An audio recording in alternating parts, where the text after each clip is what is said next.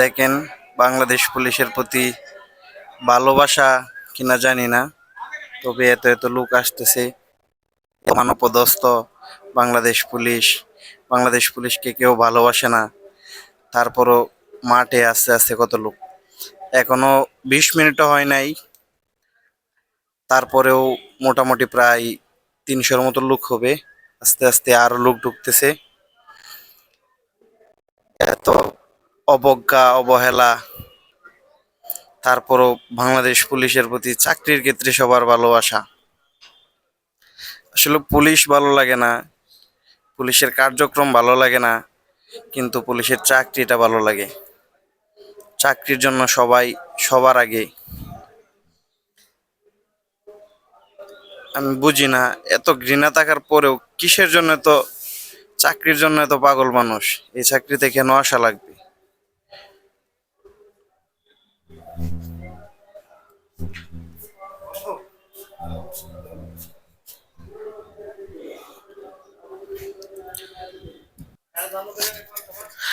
আমরা লোভী, আমরা স্বার্থপর।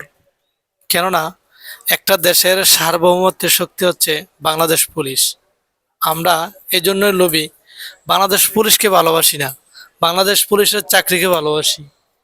কেননা দেশের ক্লান্তিকালে কেউ দেশের পুলিশের কাছে এসে দাঁড়ায় না। প্রত্যেকে প্রত্যেকের সুযোগ নেওয়ার চেষ্টা করে। প্রত্যেকে চায় তাদের নিজস্ব কিছু সম্পদ তৈরি করা। প্রত্যেকে চায় তাদের নিজস্ব পাওয়ার তৈরি করা। কেউ চায় না দেশের শক্তি এবং দেশের পাওয়ারকে, দেশের শক্তিকে আরো সুন্দর সম্পদে রূপান্তর করতে। যদি এটা হতো তাহলে গত যে দেশে একটি বিরল ঘটনা ঘটে গেল সেটার পক্ষে বাংলাদেশ জনগণ থাকতো। কিন্তু সেখানে বাংলাদেশ জনগণ না থেকে সার্বভৌমত্বর পিছনে লেগেছে। আজ বাংলাদেশ পুলিশের নিয়োগ হচ্ছে, সেই নিয়োগে এসে তারা বীর জমাচ্ছে। তার মানে তারা দেশের নয়, তারা নিজের স্বার্থে কাজ করতে চায়, তাদের পরিবারের স্বার্থে কাজ করতে চায়, তাদের নিজস্ব পকেট ভারী করতে চায়।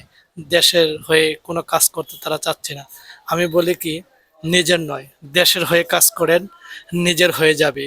ঠিক যেমন হাদিসে আসছে যে আপনারা কোরআনকে ভালোবাসেন, কোরআনকে মহব্বত করেন, দুনিয়া এবং আখিরাত দুটাই পাবেন।